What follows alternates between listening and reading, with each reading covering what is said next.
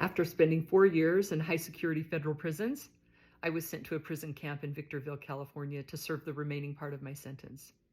When I got to the prison camp, the counselor called me in and she said, "Hey, Louder, we're sending you home on May 9th. You've done every program. You're ready to go home," which was a few months from there. Like there was a few months for me to wait to go home. And I was excited. I was writing letters to my husband and my kids. My son, Jackson, was graduating high school and I'd missed all of his high school years. So I was so excited and ready.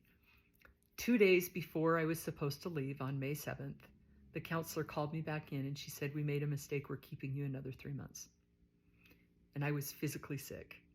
When she said those words, I knew, because I've been in prison long enough to know it's not going to change anything, no matter how mad I get. I just looked at her and she just shook her head. And I walked out and I called my husband and he just said, "Oh no." We were both just so hurt. And I remember going over to the chapel every morning and crying. I was so sad. I was like, "But I did everything you asked. I did all the programs. I'm ready to go home. I just want to go home to my family." A couple of days later, I was out on the rec yard and there was a girl talking to me and she goes, "Man, they did you dirty. If they do that to me." And I looked at her right then and I said, "Oh, I'm not leaving prison a victim. There's no way. I have worked too hard." I said, "I will leave prison happy, joyous, and free no matter what. I'll make the most of this time."